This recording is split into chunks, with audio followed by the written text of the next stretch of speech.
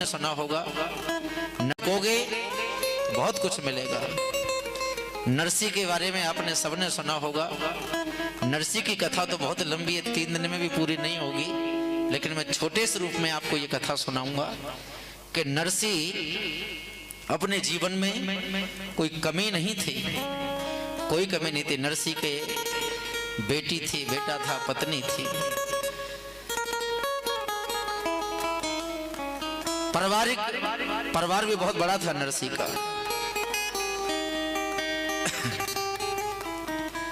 और उस परिवार में नरसी की बेटी रामा, उसका विवाह हो गया।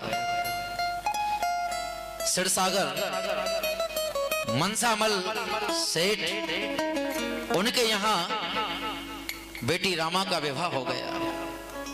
बेटी ब्याह करके ससुराल चली गई। नरसी के भाइयों ने बहाना करके नरसी को संपत्ति से अलग हटा दिया, कुछ नहीं छोड़ा उसके पास। नकली कागज बना लिए, उसकी पत्नी मर गई, उसका बेटा मर गया। नरसी ने यह सूचना अपनी बेटी के पास नहीं भेजी कि तेरा भाई अब दुनिया में नहीं रहा, तेरी माँ दुनिया में नहीं रही। नरसी को घर से बाहर निकाल दिया। संपत्ति के नाम पर उसे कुछ नहीं मिला। और जब नरसी को संपत्ति के नाम पर कुछ नहीं मिला तो गांव से बाहर एक मंदिर था, उस मंदिर में जाकर के नरसी बैठ गया। गांव की महिलाओं ने देखा कि नरसी सेठ से नरसी भगत बन गया। गांव की महिलाएं कि शनिवार का भोजन तू ले आना, मंगलवार का तू ले आना, इतवार का तू ले आना, इस तरीके से उसकी भोजन प्रसादी ठाकुर जी का भोग लगता था, भोजन आता था। और वही नरसी की बेटी रामा का भात भरने का समय आया। और जब रामा की बेटी के विवाह की तैयारी हुई तो नरसी के समधी ने सब जगह पत्र भेजा। रामा को ये तो पता था कि मेरे पिता तकलीफ में हैं, कठिनाई में हैं, तो सब जगह पत्र लिखा गया। तो पत्र लिखने की तैयारी आई नरसी के लिए। बड़ी लंबी पत्रिका निकाली और बड़ी लंबी पत्रिका निकालने के बाद उसमें सोना, चांदी, हीरा, मोती, हजारों जोड़ियां साड़ियों के, हजारों चैन, इतना सामान कि कोई सोच भी नहीं सकता। इतना सब कुछ देख करके रामा कमरे में खड़ी हुई अपने पति को इशारा करने लगी।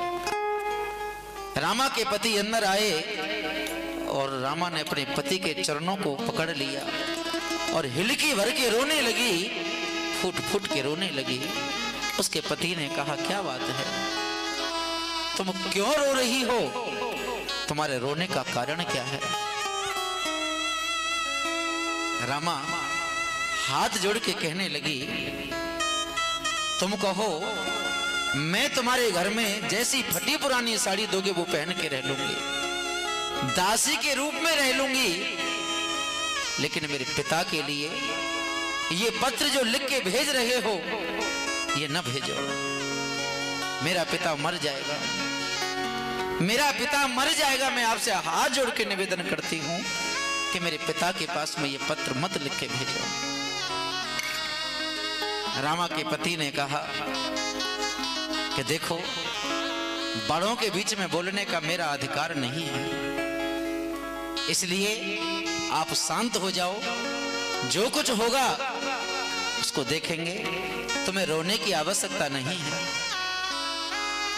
और पति बाहर चला गया।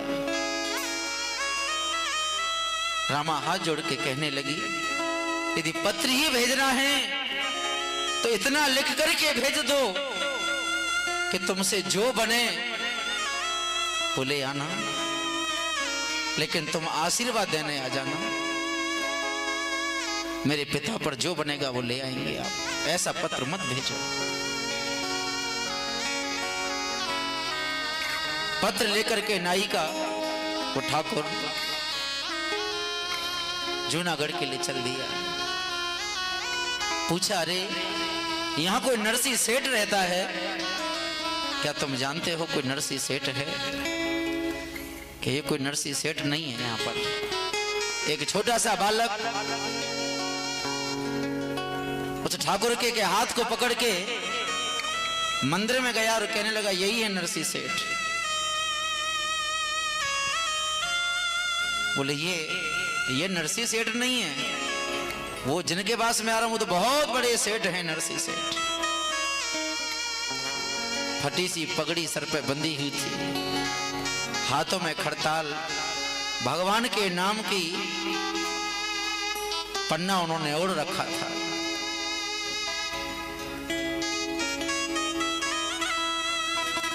ये तो कहने की जरूरत ही नहीं थी कि कोई अतिथि दरवाजे पे आया है वो कुछ खाएगा। जब आया है तो स्वाभाविक है वो कुछ न कुछ तो खाएगा।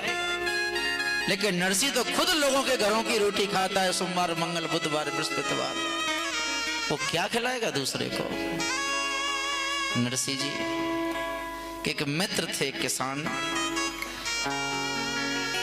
खेत से बथुआ तोड़ के ले गए। उनकी पत्नी से कहा, अपने मित्र की बीवी से बोला कि इसको थोड़ा सा उबाल दो, इसी का कुछ बना करके खिलाऊंगा। इधर नरसी बथुआ तोड़ने के लिए चला गया और उधर भगवान विष्णु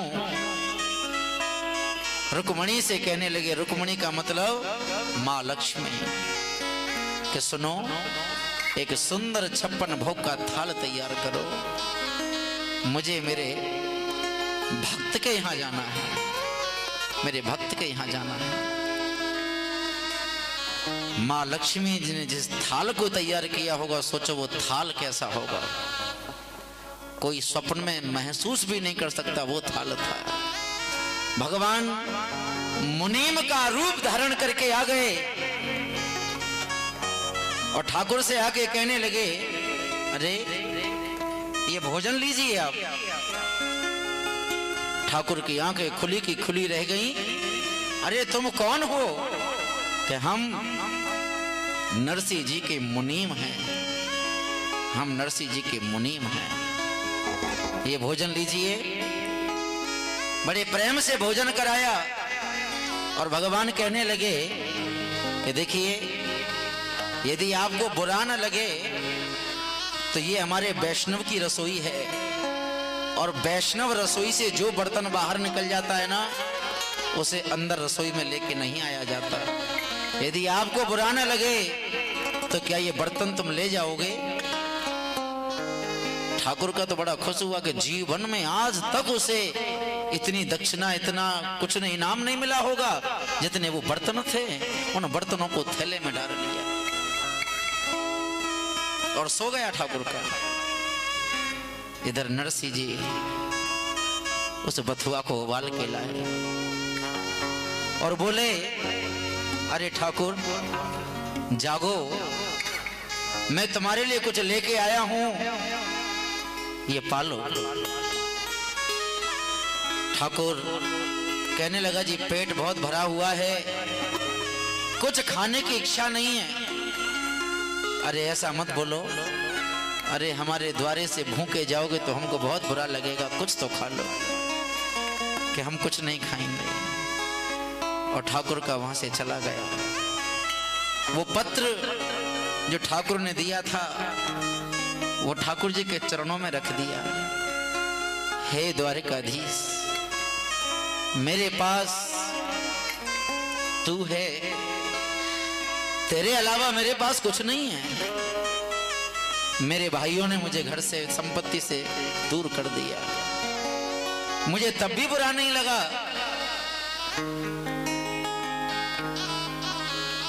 मेरा बेटा मर गया,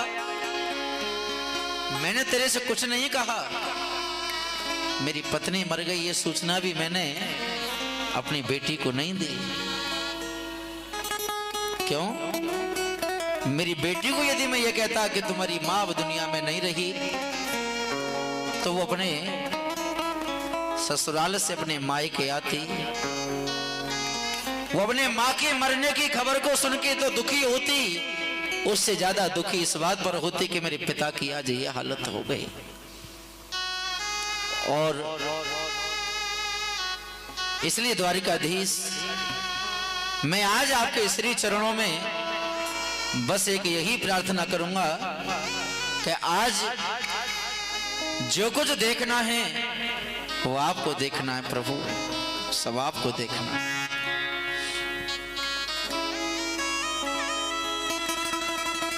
ये नरसी तुम्हारे श्री चरणों में आपसे यही निवेदन करता है कि मैंने तो अपना सब कुछ तेरे चरणों में अर्पित कर दिया, अब मेरा अपना कुछ नहीं है। अब नरसी का सम्मान वो तेरा सम्मान, और नरसी का अपमान वो तेरा अपमान, कुछ नहीं है। दया करना दया सागर, मैं तेरे दर पे आया, तेरे दर पे आया। दया सागर, मैं तेरे दर पे आया, मैं तेरे दर पे आया हूँ। दया करना दया सागर,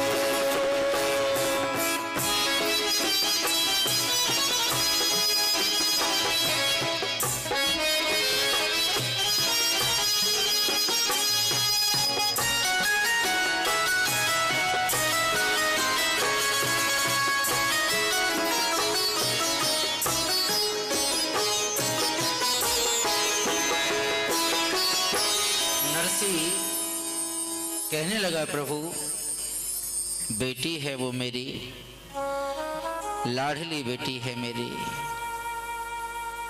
और बेटी से पिता का कितना प्यार होता है, कितना दुलार होता है। आपने देखा होगा, बेटी को यदि ये पता लग जाए कि मेरा पिता वो दुनिया में नहीं रहा, तो दूर गली से वो बेटी रोती हुई आती है, और घर की जो दहलीज होती है ना, उस दहलीज पे आकर के वो बेटी पछाड़ खा के गिर पड़ती है। और जानते हो वो क्यों गिरती है उस दहलीज पर? अब ये दरवाजा मेरे लिए बंद हो गया, क्योंकि मेरा जो पीहर था वो मेरे पिता के जीने तक था। अब मेरा पिता नहीं रहा, अब ये दहलीज भी मेरी नहीं रही, ये दहलीज मेरी नहीं रही। वो लाडली बेटी तो ये भी नहीं जानती कि अभी उसका भाई भी नहीं रहा, मां भी नहीं रही। हे द्वारिकाधीश, मैं तो जा रहा हूं, लेकिन मैं अपने लिए तेरे से कभी कुछ नहीं मांगा, लेकिन आज उसका भाई नहीं है, मेरी बेटी का भाई नहीं है उसका भात भरने के लिए। तो द्वारिकाधीश, आज तू अपनी कृपा करना, मैं तो चला तेरा नाम लेके। किसको लेके जाऊं? मेरे साथ तो कोई जाने वाला भी नहीं है, किसे लेके जाऊंगा? तो कुछ संत रहते थे वहां पर, आंखों से दिखाई भी नहीं देता था, उनको सुनाई भी कम देता था उन संतों को, बूढ़े संत थे। संतों के पास जाके कहा, महाराज मेरी बेटी के यहाँ बात है, क्या तुम चलोगे? संतों ने कहा, चल तो पड़ेंगे, लेकिन वृद्ध शरीर है, चलने की हिम्मत भी तो नहीं है सेठ जी। तो जो किसान मित्र था, उस किसान मित्र से कहा, यार तू अपनी गाड़ी मुझे दे दे, तो हम उस गाड़ी में बैठ के चले जाएंगे। किसान मित्र ने कहा, गाड़ी टूटी फूटी है नरसी, जैसा मैं कमजोर हूं उस तरह से मेरी गाड़ी भी कमजोर है, बैल भी बूढ़े हैं। नरसी कहने लगा, कोई बात नहीं, धीरे धीरे चले जाएंगे धक्का लगाते हुए, बैल परेशान होंगे तो गाड़ी को रोक लिया करेंगे, आगे धीरे धीरे चलेंगे। उस गरीब मित्र ने मना नहीं किया। देखो एक बात और समझ लेना, कि जो गरीब मित्र होगा ना, वो कभी तुम्हारा साथ नहीं छोड़ेगा, और कुछ लोग जो तुम्हारे धन पाने पर जो अमीर मित्र हो जाते हैं, वो हवा के झोंके की तरह होते हैं। तुम्हारे पे जब तक वो पैसा है तो वो अमीर मित्र हैं, और पैसा नहीं है तो वो तुम्हारे मित्र भी नहीं है, वो तुम्हें पहचानेंगे भी नहीं कि तुम कौन हो। लेकिन जो गरीब मित्र होगा, बुरे वक्त का साथी होगा, वो तुम्हारे हर वक्त में साथ आएगा। गाड़ी आगे चली, उस भूड़ा रेत में जाके बैल नीचे गिर गए, गाड़ी का चक्का निकल गया, और उस रेत में वो संत, वो नरसी परेशान, अरे सावरिया, अरे बैल भी नीचे गिर पड़े, गाड़ी का चक्का भी निकल गया, मेरे प्यारे सावरिया, मेरी गाड़ी तो अटकी भूड़ा रेत में, मेरे प्यारे सावरिया, गाड़ी तो अटकी भूड़ा रेत में, प्यारे सावरिया, गाड़ी तो अटकी भूड़ा रेत में, गाड़ी अटकी, हरे अटकी भूड़ा रेत में, गाड़ी अटकी भूड़ा रेत में, मेरे कुमर कन्हैया, गाड़ी तो अटकी भूड़ा रेत में, मेरे प्यारे कन्हैया, गाड़ी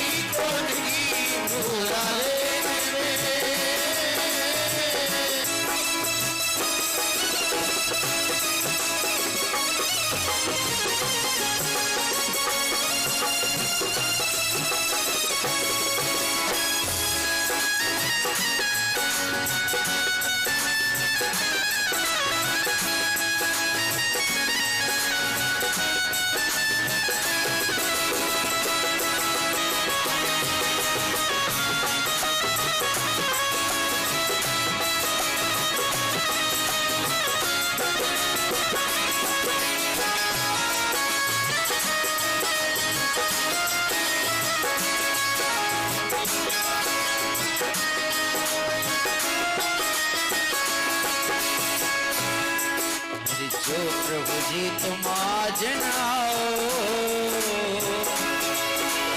होए हमारो ठट्ठा जो प्रभु जी तुम आज न आओ, होए हमारो ठट्ठा जो हरि जी तुम आज न आओ,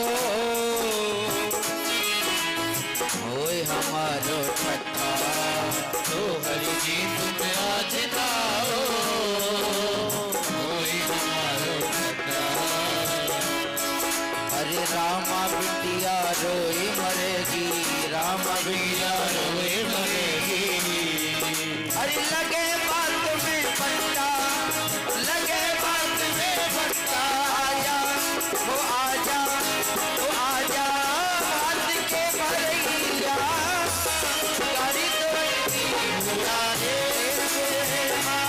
आजा बात के भरैया, गाड़ी तो उड़ा दे।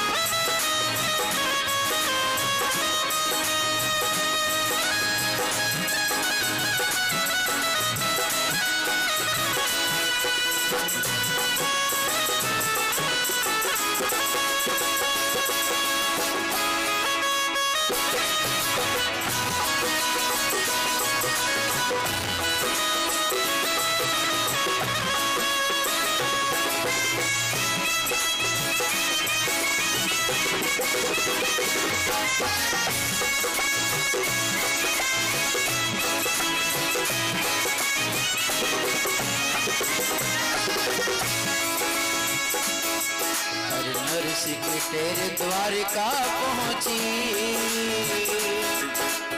आए मुरलिया वारे, नरसी के तेरे द्वारिका पहुंची, आए मुरलिया वारे, नरसी की तेरे द्वारिका पहुंची, आए मुरलिया वारे, नरसी की तेरे द्वारिका पहुंची, आए मुरलिया वारे। अरे आप श्याम गढ़ वाले बन गए, आप श्याम गढ़ वाले बन गए, अरे बैल चले अब धारे, बैल चले अब धारे, वो आ गए, वो आ गए, आ गए हाथ के भरैया, गाड़ी तो अटकी पूरा देश में, आजा हाथ के भरैया, गाड़ी तो अटकी पूरा देश में, आजा हाथ के भरैया, गाड़ी तो अटकी पूरा देश में, आजा हाथ के भरैया, गाड़ी तो अटकी पूरा देश में। हमारी नीचे पड़ी है बैल, लंबी लंबी सांसें ले रहे हैं, तभी भगवान ने एक मिस्त्री का भेष बनाया और मिस्त्री का भेष बना करके वहीं से जाने लगे। भगवान ने कहा जय गोपाल जी की, नरसी बोले जय सावरिया सेठ की, जय सावरिया। अरे भैया तेरे हाथ में ये कन्नी बसुआ ये सब देख करके मुँह को लगे कि तू तो कोई जरूर कोई मिस्त्री है। भगवान बोले हाँ मैं मिस्त्री हूँ और सब लोगों की गाड़ियों को ठीक कर देता हूँ। भगवान बोले मेरा काम गाड़ियों को ठीक करना है। नरसी बोले क्या तू मेरी गाड़ी ठीक कर देगो? भगवान बोले मैं जिसकी गाड़ी को एक बार ठीक कर देता हूँ उसकी गाड़ी जीवन में कभी खराब नहीं होती है, इसलिए लाइए मैं आपकी गाड़ी को ठीक कर देता हूँ। गाड़ी ठीक कर दी, बैल खड़े हो गए। भगवान बोले भैया आपकी गाड़ी ठीक हो गई है, अब हमारी दक्षिणा भी हमें दे दो। नरसी बोले दक्षिणा को मतलब तो पैसा है गए ना, वो तो मुंह पे ना है। बोले ये बात ठीक ना है, हमने आपकी गाड़ी ठीक की है, हमको भी तो कुछ मिलना चाहिए ना, हमारे घर भी तो बच्चे हैं, क्या उनको रोटी नहीं चाहिए खाने के लिए, कपड़ा नहीं चाहिए? नरसी बोले बात तो तेरी बिल्कुल सही है, लेकिन ऐसा कोई रास्ता निकाल कि मेरे पास तो पैसा ना है लेकिन तेरी शिकायत दूर है जाए और मेरे पे तेरा वजन भी न रहे। तो भगवान बोले आप लोग कहाँ जा रहे हो? कि मैं सिरसागर जा रहे हैं हम। तो भगवान बोले सिरसागर से पहला गांव जो है वो मेरा है, तो ऐसा करना मुझे अपने साथ ले चलो। नरसी जी बोले बहुत बढ़िया, तो यदि गाड़ी को बनानो जाने तो चलानो भी जानते होगो? बोले हाँ जानू तो हूं। तो भैया बैठ जावे, कहवे की देर का है। अब जिसकी गाड़ी को स्वयं भगवान चलाएं उसकी गाड़ी फिर रुकेगी कहां?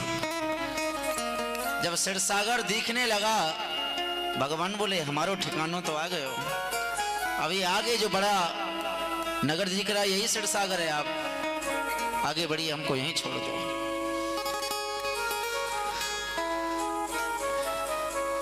रामा को सूचना मिली कि तेरे पिता तेरे से मिलने आए।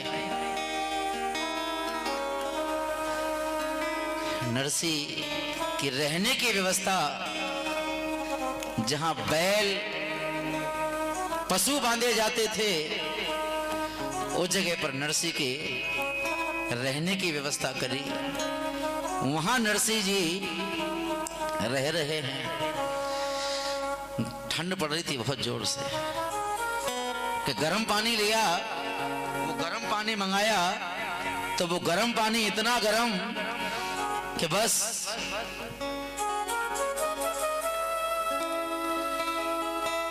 उस गर्म पानी में हाथ जल गया। जब हाथ जल गया नरसी बोले नाहिन, अरे ठकुरान इतना गर्म पानी ले आई, अरे ये महात्मा लोग आंखों से इनको दिखाई ना दे, यदि ऐसे पानी में नहाते तो चमड़ी उतर जाती। नाहिन भी उपहास करने लगी, कहते हैं जब खुद के अपने लोग अपने की मजाक उड़ाते हैं ना तो दूसरे लोगों को तो मौका मिल जाता है कहने का, उसका तो मौका मिल जाता है कहने का। नाहिन बोली अरे बाबा तुम तो बहुत बड़े भगत हो, अरे जल तपबल के बरसाले और जाए ठंडो करके नहाए ले, कछु लायो हो तो खाए ले, नहीं सूखो शंख बजाए ले। कोई बुरा नहीं लगा नरसी को। देखो ये तो स्वाभाविक है, भगवान के चाहने वाले जो भगवान के भक्त होते हैं ना, ये दुनिया के लोगों ने तो शुरू से उनको गाली दी है, उनको बुरा बोला है, लेकिन एक बात हमेशा याद रखना कि जो कृष्ण के भक्तों को गाली देते हैं ना, वो भगवान के भक्तों को गाली नहीं देते, वो भगवान को गाली देते हैं। क्योंकि समर्पण का मतलब क्या होता है? जिसने अपना जीवन भगवान को समर्पण कर दिया फिर उसकी औकात, उसकी हैसियत कुछ नहीं रही, वो तो भगवान के हो गए। अब कोई भगवान के भक्त को माला पहनाएगा तो वो भगवान को पहनाएगा, कोई भक्त को रोटी खिलाएगा तो वो भगवान को कराएगा, और जो कोई भक्त को गाली देगा तो वो भगवान को गाली देगा। क्योंकि भगवान ने कहा है कि मैं हूं भगतन को दास, भगत मेरे मुकुट मणि। मेरे भक्त तो मेरे मुकुट की मणि हैं और मैं तो अपने भक्तों का दास हूं। रामा को पता लगा कि मेरे पिता आए हैं। सोचिए कि अपने पिता से मिलने के लिए रामा गई और हिलकी भर के रोने लगी, हिलकी भर के रोने लगी। अब बेटी को इतना रोते हुए देख करके पिता का भी दिल भर आया। अब ना तो वो ये कह सकता कि तेरी माँ भी मर गई, तेरा भाई भी नहीं रहा। तो नरसिंह कहता है, बेटी अरे क्यों रो रही है, क्या बात है? अरे परेशान मत हो, आदमी की पहचान उसके फटे हुए कपड़ों से नहीं होती। तू अपने पिता को इतना कमजोर मत समझ। अरे बेटी को देने के लिए पैसा नहीं तो क्या हुआ, तेरे पिता का आशीर्वाद तो है। इस आशीर्वाद में पैसा नहीं लगता, रुको, उसमें पैसा नहीं लगता है। इसलिए बेटी हम तो तुम्हारे पास तुम्हें आशीर्वाद देने के लिए आए हैं। अरे मत रोवे रामा प्यारी, तेरो भात भरे गिरधारी। अरे भारत में भालई के अंडा घंटा घेर बचायो है। गज और ग्राह लड़े जल भीतर, आय के फंद छुड़ायो है।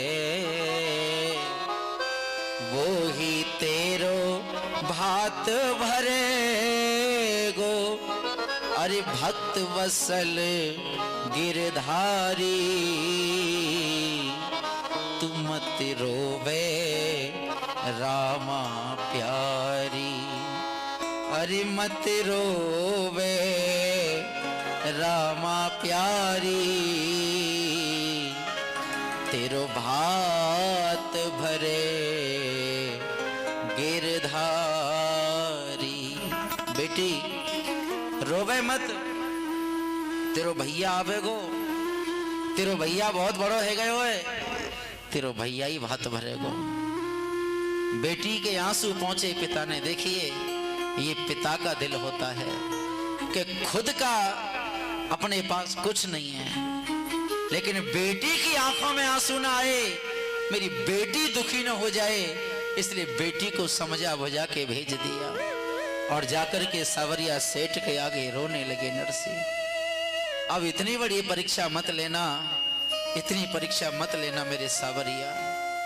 हे द्वारिका के मालिक, अब तेरी इच्छा है, अपनी बेटी की नजरों में इस पिता को जहां रखना चाहिए वहां रख ले। मैंने तो पत्र तुझे वहीं दे दिया था। जानते हो भगवान ने देवताओं से क्या कहा आज, कि देवताओं कुबेर जी ये बताओ कि तुम्हारे खजाने में आज कितना पैसा है। ये द्वारिकाधीश कुबेर जी से कह रहे हैं कि प्रभु आदेश करिए कि मेरे भक्त के यहाँ जाना है। मैंने बहुत सी लीलाएं की हैं, लेकिन आज एक लीला अलग हटके करूंगा। आज मैं एक भाई बन करके, एक बहन का भाई बन के, और भात भरने के लिए जाना है।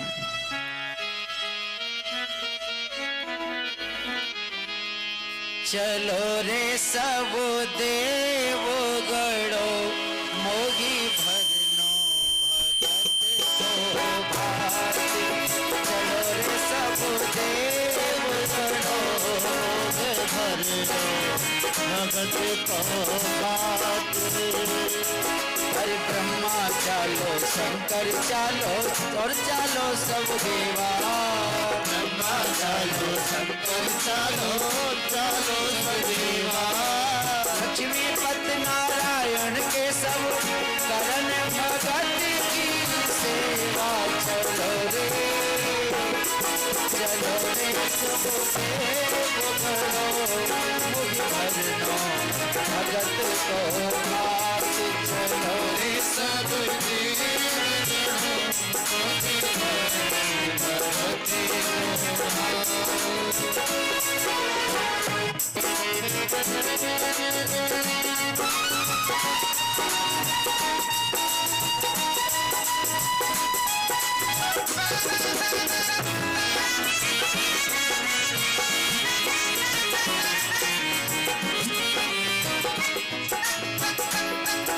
क्षण सागर में बड़े बड़े हाथी, बड़े बड़े ऊंट नजर आ रहे हैं।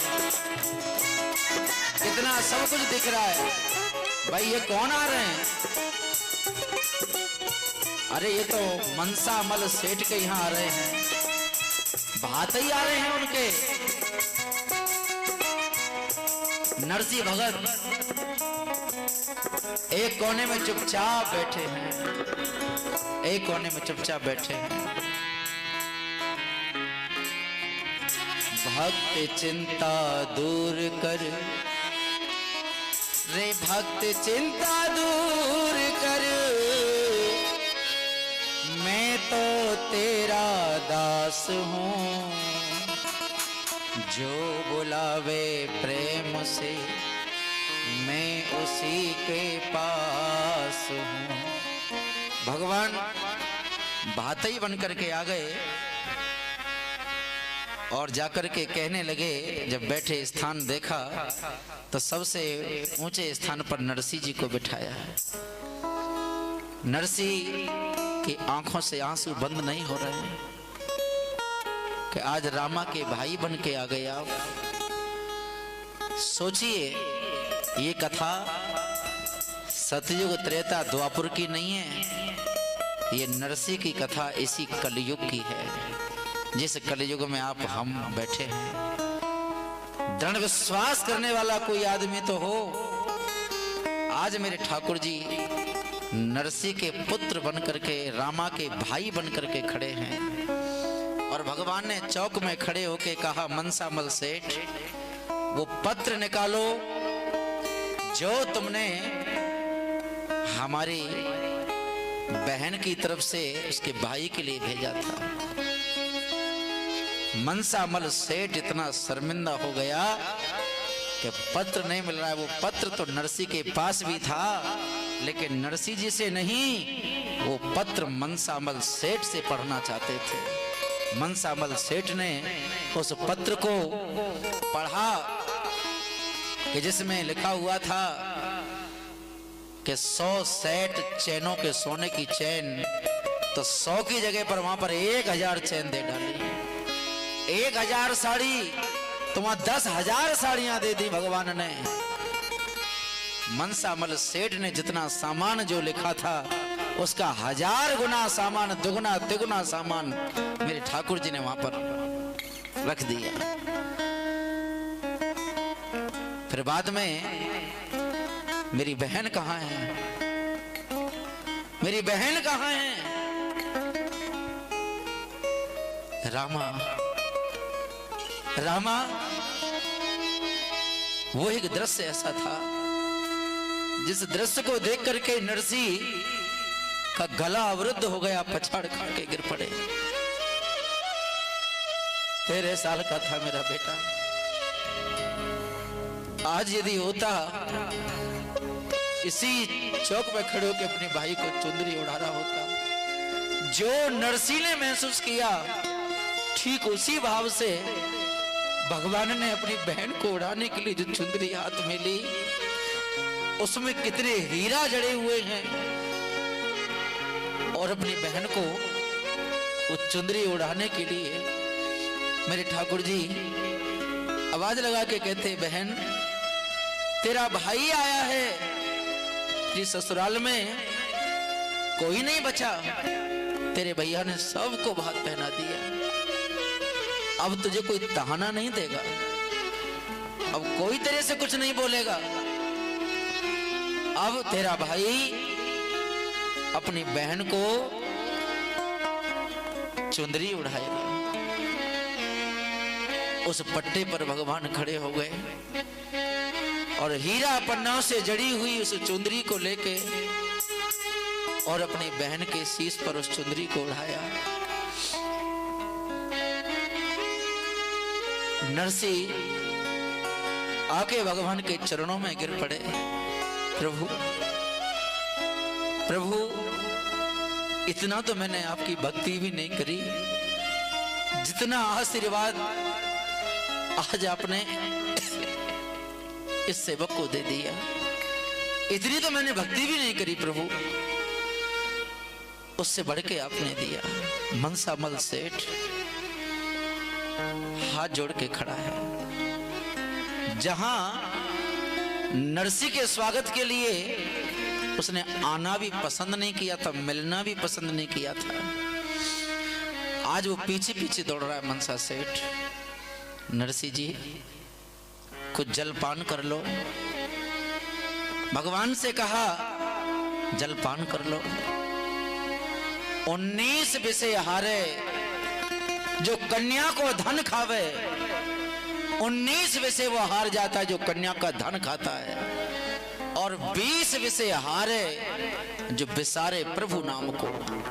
19 विषय वो हार जाता है जो कन्या का धन खाता है, और 20 विषय वो इंसान हार जाता है जो भगवान के नाम को भुला देता है, प्रभु के नाम को विसार देता है। प्रभु ने कहा रामा, तेरे सुसर साहब ने तो सबका भात पहनवा दिया, तुम बताओ मेरी बहन, अब तो कोई नगर में नहीं रहा कि जिसको भात ना पहनने को मिला हो। कोई रहा ऐसा? सबको भैया सबने भात पहन लिया। अब कुछ जंगल में रह गए होंगे तो उनके बारे में पता नहीं।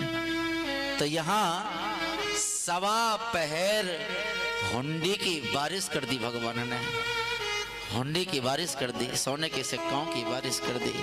बोलिए भक्त और भगवान की जय हो। वो बन गए रे भतैया घनश्याम, पता पे ठाड़ो बनवारी।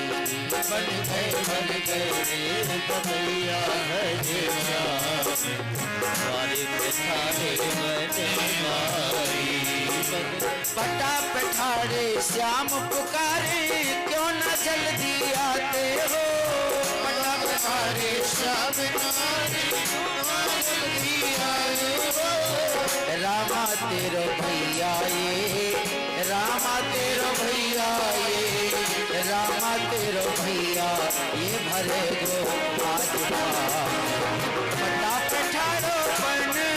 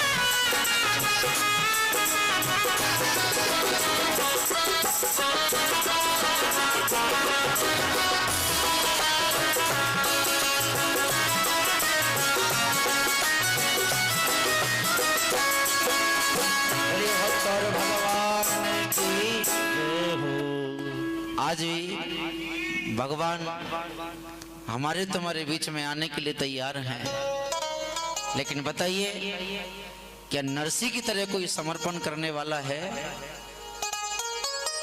आज संपत्ति की कमी आने पर भाई भाई का गला काट देता है। हल्का सा किसी के संग बुरा हो जाए तो आदमी अच्छे मार्ग को छोड़ के बुरे मार्ग पर चलना शुरू कर देता है।